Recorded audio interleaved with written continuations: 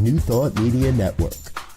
We are a global broadcast network of positive music, media, and entertainment, inspiring humanity's evolution along the journey of enlightenment and creating a world of love, peace, empowerment, and prosperity for all. New Thought Media Network. Positively inspiring.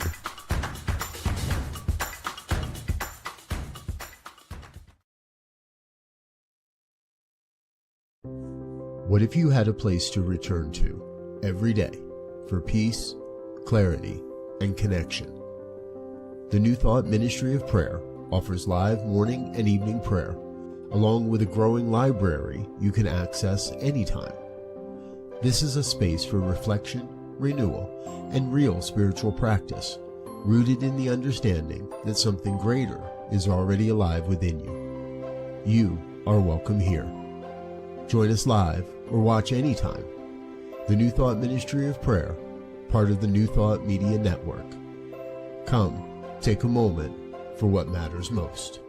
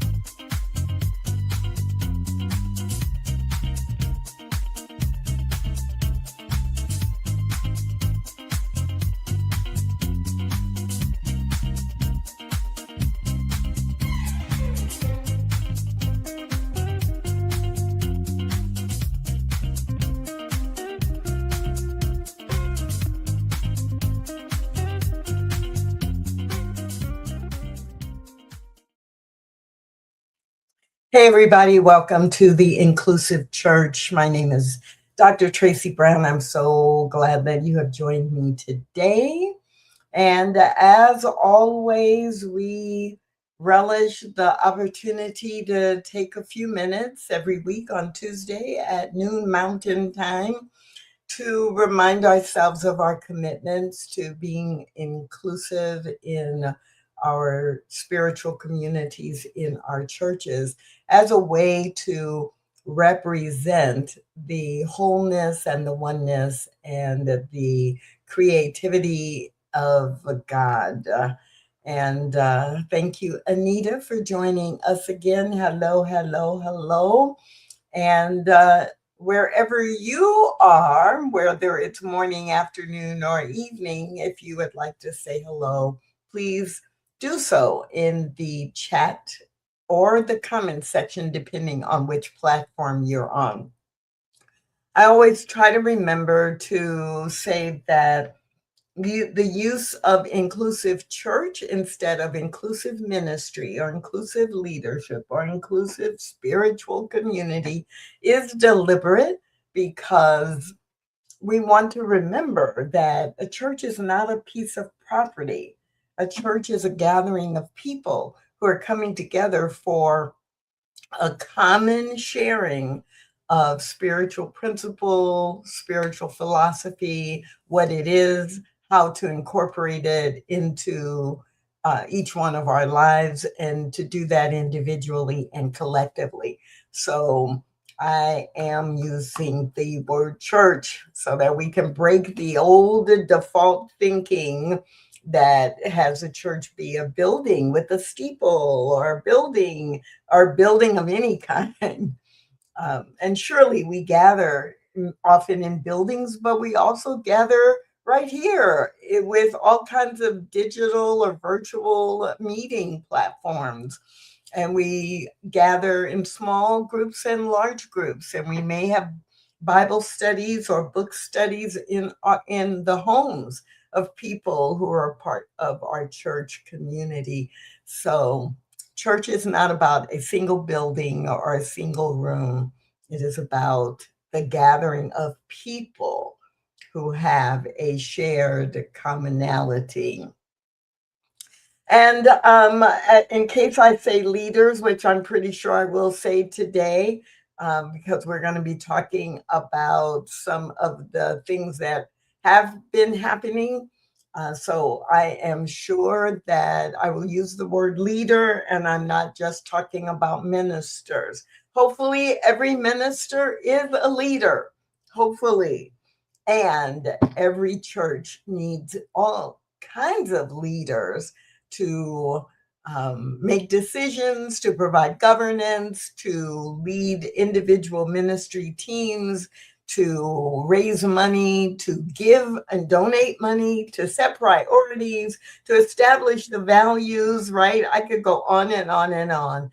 All of the people who are doing those things are the leaders who actually make our communities and our churches run effectively. So with that out of the way, what are we talking about today? Today we are talking about the 7 disruptive church trends. And it's like, yeah, I want to make a banner for that really quickly. Save. We are talking about the 7 disruptive church trends that will rule 2026. Now, this is a list of 7 trends by Carey Nieuwhof, who is someone who is a thought leader, especially focused on the Christian church and Christianity. And at the beginning of the year, he wrote an article and did a recording on YouTube, did a podcast episode that was titled 7 Disruptive Church Trends That Will Rule 2026. And I thought, well, we're past the middle of the year, and it would be really interesting to look at what he predicted the trends would be and to consider how you are seeing those trends show up in your community and in your church or not. And if you are seeing those trends, what are you doing about them, if anything? Or maybe you have seen the trend and you've addressed it, or maybe you haven't seen the trend.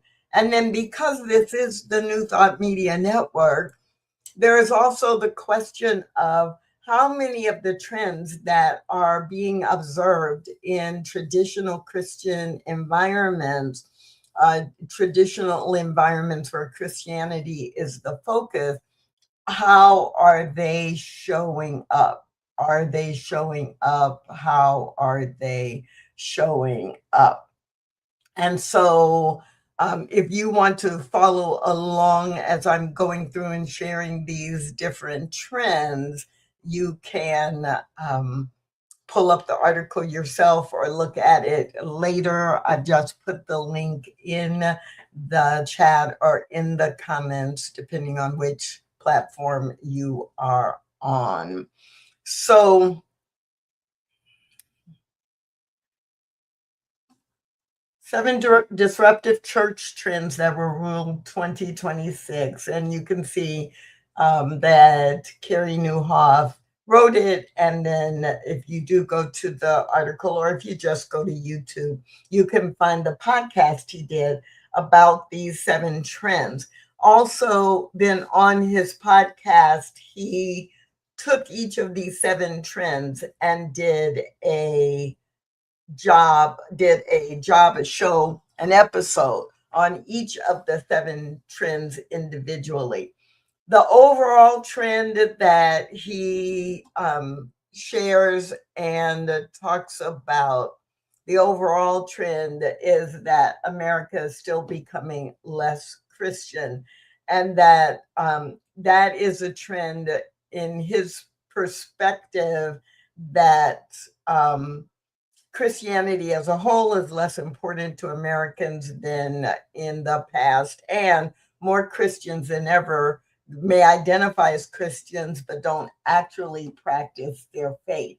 Now, for those of us in New Thought, we can see some of the same things, that there are a lot of people, and I don't know that the numbers would actually match. I think in New Thought, we see where this says that 46% of US Christians do not consider their faith to be central to their lives. And in New Thought, I think that number would be lower, because for so many people who are in New Thought, they have come from a Christian background or a Jewish background, a Judeo-Christian background, or a background of not being raised religious at all, and are choosing, the majority of people in New Thought have chosen it as an adult. And so it is something they have consciously chosen, and they are more engaged in maybe not going to church, but in integrating it into their lives. So I think that is a really big difference that we can see. So what is the first trend? Gen Z is leading the surge in church attendance.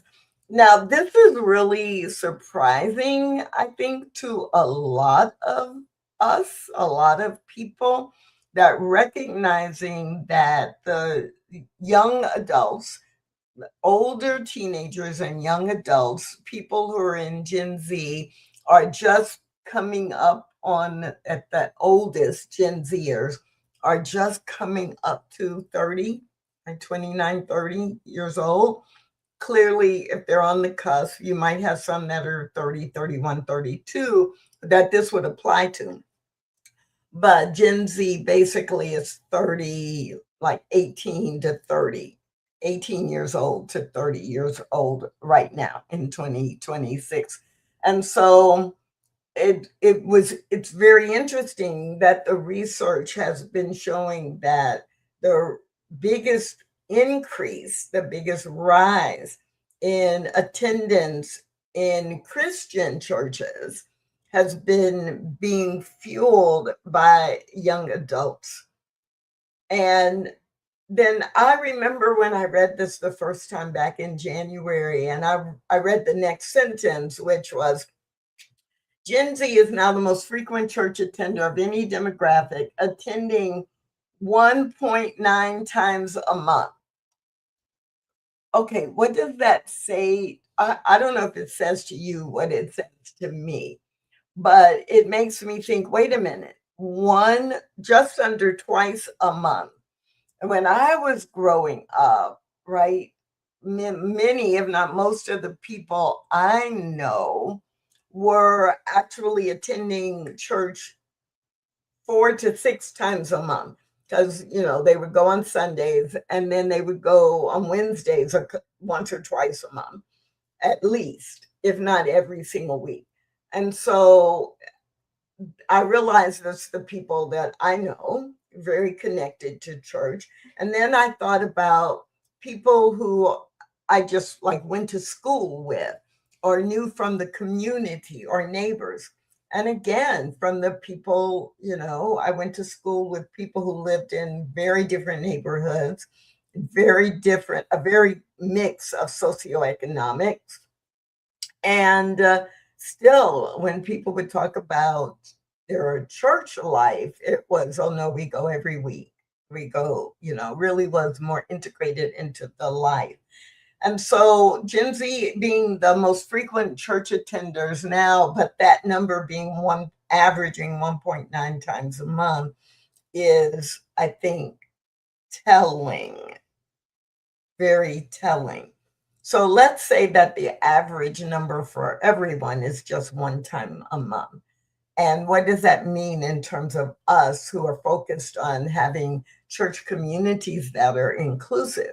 That if we're only going to get a touch point once a month, what is that touch point going to be? How are we going to integrate people into the community in a way that feels meaningful for them if we're only going to see them once a month? And third, it's really important for us to consider if the Gen Z group is the group that is most active, what is it that we are doing to serve that age demographic?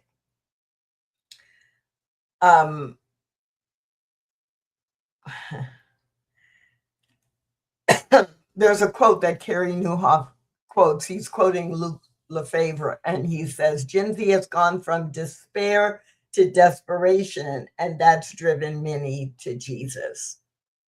So that the answer to the problem or the frustration is, for many people who are Gen Z, Jesus. So in New Thought, what do we have to offer that helps young people who have felt despair and are moving into or have moved to desperation? What is it that we offer that would give them that sense of ownership of their own life, the things that we teach in New Thought related to responsibility and accountability, and what we teach as it relates to being able to influence outcome by the power of thought, affirmation, law of attraction, all of those things, not as a dream, not as a game, but actually as a way to change your life in as order as a way of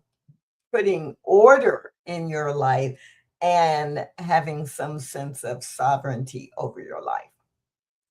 Another thing that surprised me in the trends, and I remember back in January going, really? I didn't recognize that. And that is trend number 2, that young men are coming to church and young women are leaving the church, are not being as involved in the church as before. So young men are coming to church and women are leaving. And that's kind of unexpected, right? Because for decades, if not centuries, the pattern has been that there are more women in church and than men, and that the men who are there because they're there with their mother, their spouse, their someone who has a major influence on them. But this is the first time that posters have seen this trend of young women leaving the church in record numbers. So it's something to really think about it, and the engagement in faith. So what are you seeing? What, if anything, are you seeing in your community where there are more young men than young women?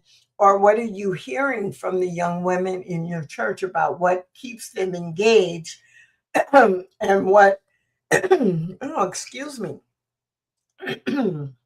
what keeps them engaged and what are they looking for? The article does highlight that for the increase in young men is, or maybe, not is, but may be also related to the visibility of more men who are doing podcasts and who have a presence on social media or throughout the media than in the past. And that is reaching young people who are absorbing so much of what they know or what they think from the media. But that's hypothetical at this point. But that is one of the things he talks about in the article. Trend number 3, evangelism is getting bolder and more direct. Now, I especially was interested in kind of tracking this through the year, because in New Thought in general, there is a tendency to have a negative judgment about evangelism. We have in the past considered, for in many cases, evangelism like the extreme at the extreme level, and that it would be inappropriate to bring people or to be evangelists about the New Thought philosophy and how it can help people, or how it has helped you have a better life. And one of the things that Carey writes in this article, or in this section of the article, is that in a lot of the research, it says that 80% of the people who don't go to church say they would go if someone they knew, or someone they respected, or someone they admired, but basically if someone they trusted invited them. And how many churches actually, New Thought and otherwise, actually say, this is a bring a friend Sunday, or here's some information that will help you share what we teach with people in a simplified way. And I know a lot of churches do that, but do we really prepare people to do that in a way that they can be comfortable simply having a conversation? This idea that evangelism is getting bolder and more direct at the same time, Carey writes that the trend that is disruptive is, one, if you don't tell people, you can't expect them to come. And that also there are a lot of bolder examples of evangelism.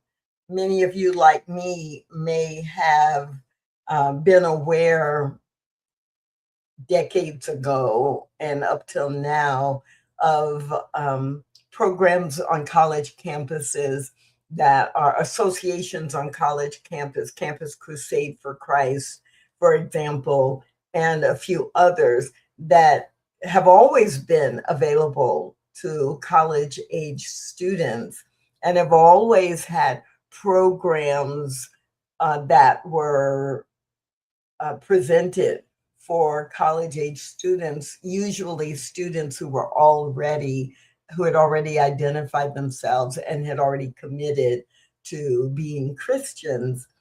But there have been a large increase in campus-based programs that have begun to focus on share Christ every day. Okay, so in New Thought, what are we doing to reach young people, especially in a direct way where they are, to show them or to mentor them or to share with them how New Thought principles can help them live a life they love, or help them navigate the challenges that college age students and students who are in college that are commonly experienced at that age group, and then in their mid to late 20s, again, being direct. So for me, what comes to mind is how often we set things up in New Thought that we have this available, or here we are, come find us. And this trend and the next couple that I'm going to share remind us that in the 21st century, we must go to where they are, whatever group they are. In this case, young adults or Gen Z.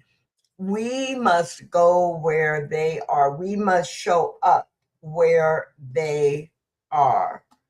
And in this evangelism is getting bolder and more direct.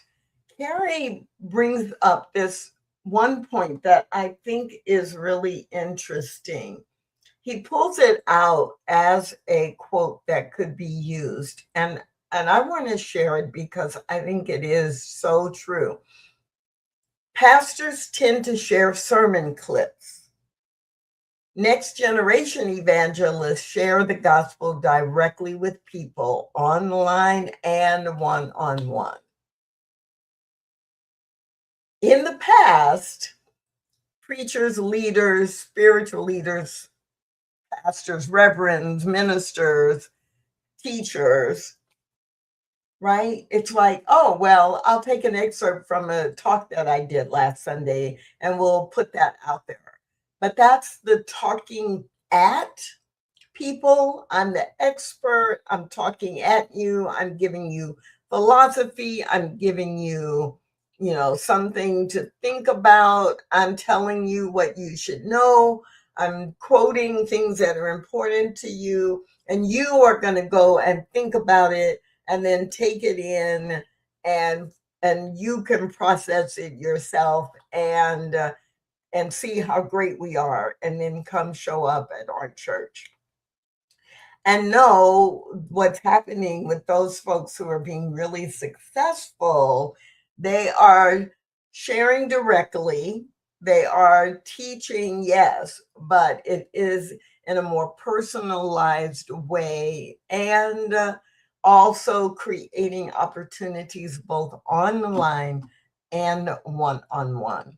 And so in New Thought, we have the exact same challenge, because if we are in a ministry, if we are in a church that is pretty much set up where a Sunday service or a weekly service of some kind is the primary offering that we have.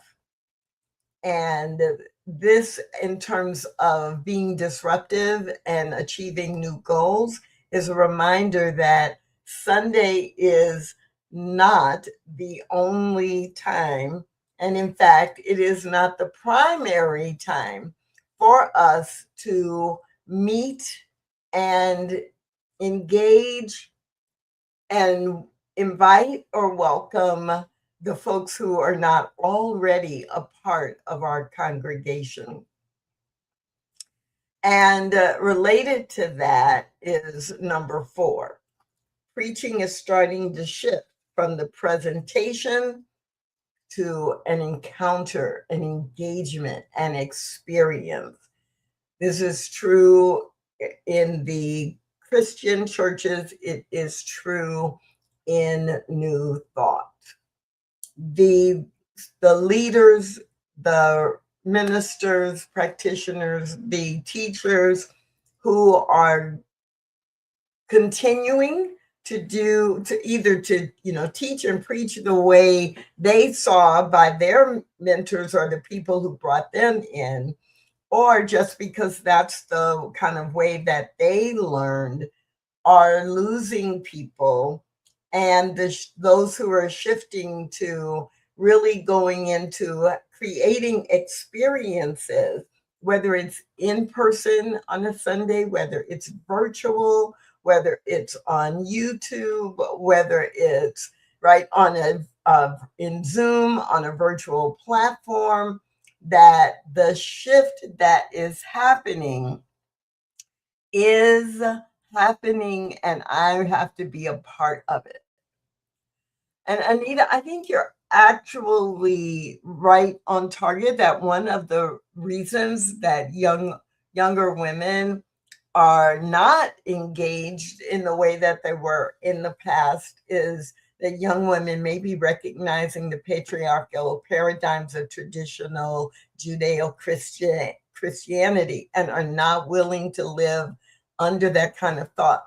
I have had a couple of people say to me that, they maybe didn't have the language of the patriarchal way or structure, but who have made comments about, not feeling empowered not feeling like they are seen as valuable to be able to be leaders, to be able to really have and express their own opinion without getting shut down. And this is even in New Thought, where there are so many women who are ministers and leaders in many ways in New Thought.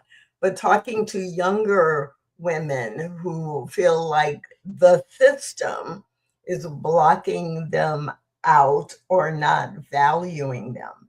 So I think you're absolutely right, Anita, that could be and probably is one of the factors. So with this switch to um, preaching is starting to shift from just presenting to you like without a true connection and more intellectual than experiential. That I've been seeing that change over the last 5 to 7 years. And I do think that it really did change a lot because of COVID. When all of a sudden people are online, I'm thinking of dozens of ministers I know who, maybe their Sunday service was an hour to an hour and 15 minutes. And during COVID, they reduced it to 45 minutes. And part of the way they did that was less talking and more either engaging in discussion questions if they were on Zoom or a platform where people could engage in a conversation, or they kept their 1 hour time, but then they added 15 minutes afterwards so people could talk to each other just like they would if they were in person and met up in the fellowship hall after the service. Also, the engagement over the last 5 years of how do we make this an experience? What kind of visual aids? What kind of discussion setup can I have?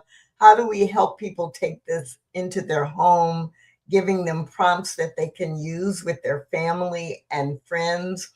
And so many churches saying Sunday service is not going to be our primary thing anymore, that we are going to really create experiences during the week, whether that's spiritual practices like having a meditation group, uh, or whether it's online and having a prayer time every day at noon or 3 times a week at noon. Um, there is a Centers for Spiritual Living affiliated church in Albuquerque that does a daily in terms of encounter. You can sign up, and every morning you get a phone call that is a 3 minute like inspirational message. And then at 7 p.m., depending on what time zone you're in, but in the evening, you get an affirmation that connects with that. And the theme goes through the whole week. And so you're having a little brief encounter with the topic, with the theme, with the idea, with the philosophy, with the principle that's being focused on that week. But it's these little encounters rather than putting all the energy on what is it that I need to tell you on Sunday. So these 7 ideas or trends that are disrupting the way we used to do church are related directly to what are the things that we need to do to disrupt old patterns and default thinking if we truly want to be inclusive. if you don't want to be inclusive, or you only want to include the people who've been around for a long time and love it the way it is right now, then none of these trends matter at all. But if you are a leader who is committed to being more inclusive, these trends are something to pay attention to. 3 more. So discipleship is now largely controlled by algorithm, and pastors are paying a huge price. This is really similar to the previous one and what I've already shared. That because so many of us at all age groups are using social media and the internet and AI so much that the algorithms are constantly feeding us information. The algorithms based on what you've watched, who you've liked, what you've Googled about, what you've done an internet search about, it's all being tracked. And the algorithms say, send Tracy more about inclusion in churches because I'm looking it up all the time. Or send Tracy more information about Black people in New Thought because I look it up a lot. Send Tracy videos of adults roller skating because I look it up a lot, right? And so when people do come to engage in your church, they've been getting things all day, the other 6 days of the week, related to their interests or their particular take on unity principles, or their particular questions about the founders of divine science and how divine science is different from Centers for Religious Science. And so there's a quote that Carey has in this blog post that says, digital discipleship is happening. Digital discipleship is happening. It's just being led by an algorithm, not the church. Digital discipleship is happening. It's just being led by an algorithm, not the church. Wow. So part of our challenge is making sure that our message gets into the algorithm. And how can we do that? How are we doing that? And have we prioritized doing that? And often what happens is we present ourselves as an answer to what someone is against. But if people join us because they think we're the answer to what they are against, there's a very high likelihood that in not too long of a time, they're going to be against us. And then they're going to go look for something else. So it's really important for us to be talking about who we are, why we believe what we believe, how it helps you navigate the human experiences you have in the world, that we are the solution for what they are trying to achieve, not the escape from what is not working. 2 more that we'll highlight really fast, because again, we're thinking about this not even so much as do we agree with them, but are these things showing up in our New Thought communities and in our New Thought churches? And if so, what are we doing to make sure that we respond to them in a way? Number 6 is not new, but it is definitely continuing to be a trend. Senior pastors are aging out and there are not enough people replacing them. So all of the many ministers who've been around for a while and they're, retiring, they're choosing retirement, or they're aging out, and or they are dying, just because of age, like natural causes. And we are not training enough younger people to come into leadership. And this is about senior pastors, but even beyond that, I look at many of our New Thought communities and just the volunteers altogether.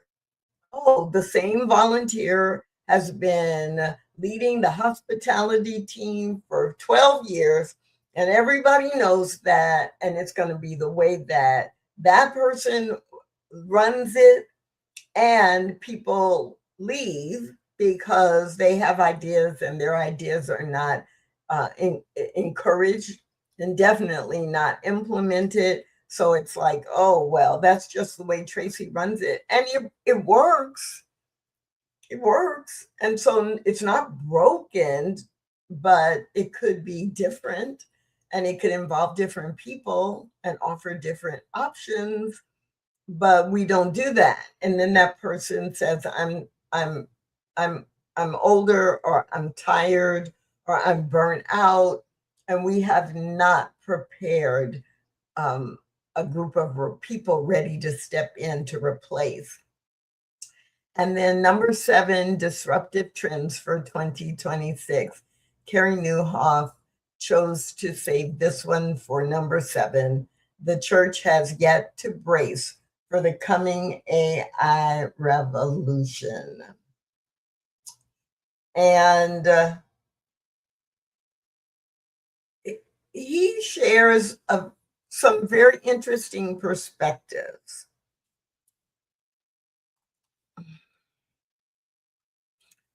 There's an obvious perspective about AI and people using it to, write their sermons or their talks, and using AI to create more social media exposure so you can be in the algorithms.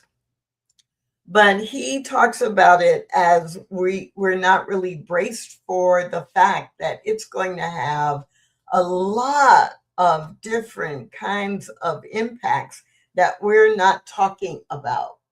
So he talks about the white collar job bloodbath, that so many of the people in our churches, many of whom are large donors because they have great corporate jobs, and they're managers and they're CEOs and they're leaders, and so much of their jobs so many of their jobs are going to be impacted, and that there are going to be a lot of people, as you may be able to see here, professions like law, accounting, banking, engineering, where they may be unemployed, and it is going to impact their need for more spiritual support than they probably have ever had before. And so they're going to need pastoral care. They're going to need access to coaching or to support in emotional and mental and spiritual ways, especially if their identity has been very closely aligned to their profession or their socioeconomic class, or what they can acquire. That how are we preparing to step in and give them the mental, emotional, and spiritually grounded support that they need? And that's also going to show up in therapy. It's going to show up in suicide rates. It's going to show up in all of these different ways, and that it's going to be really hard to tell. I was in a conversation 3 weeks ago about deep fakes, AI generated people, AI generated music, AI generated affirmations, AI generated YouTube channels, and how already the majority of people were not able to tell the difference between the AI generated person music content and thinking that, oh, this AI, this YouTube channel for this particular singer, they're thinking it's a real person and it's an AI generated person. Someone else was sharing in that conversation a thought leader, and the YouTube channel had, I think it was 75 videos that were really good content. And the only reason they realized this was an AI generated character was because after watching about half of the videos, over 30 videos, they were like, I really want to know more about this person's background. And I want to go, I want to know where they are in the country because I want to plan a trip to go to their Sunday service or to go to an event at their church. And when they started doing the research, they couldn't find this person.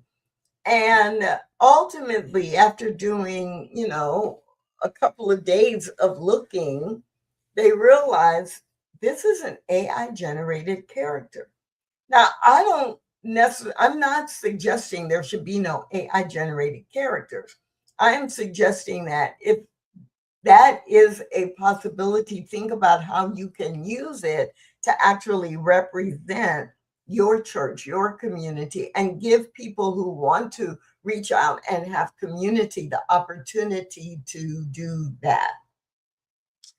So those are the 7 things that Carey Nieuwhof identified in the beginning of the year as disturbing or disruptive, not disturbing, disruptive trends for us to pay attention to in 2026.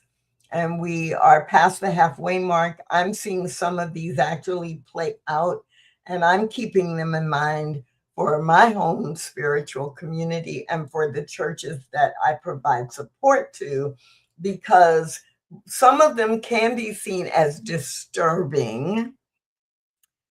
And even the ones that we see as disturbing give us an opportunity to make different choices and to show up differently. So going in reverse order, the church has yet to brace for the upcoming AI revolution, and we need to do that. Senior pastors are aging out, and there are not enough people to replace them. Discipleship is now largely controlled by algorithm, and our pastors, our ministers, who are relying on something other than digital media are paying a huge price. Number 4, preaching is starting to shift from just giving a good presentation to actually designing encounters, experiences, and ways for people to be engaged. Evangelism is getting bolder and more direct, and I will editorially say in New Thought, we do a lousy job of telling our own story and sharing who we are and what we have to offer. And so this is one that I am particularly hoping that we will pay attention to. Young men are coming to church more, and young women are coming to church less, and digging into that. And I do see this as a trend in New Thought as well. And number 1, Gen Z is leading the surge in church attendance. So I don't know how these different disruptive trends are showing up in your life, but I hope that you're paying attention to them and strategically working to make these changes and trends work for you, support you achieving your vision, your mission, and that you are doing that in a way that is inclusive. That's it for this week on the Inclusive Church. My name is Tracy Brown. I'm so very glad that you are tuning into this episode, and I hope that you'll join me next Tuesday or any Tuesday at noon Mountain Time right here on the New Thought Media Network. Bye for now. Thanks for watching The Inclusive Church with Tracy Brown. Join us again next week at 12 noon Mountain Time.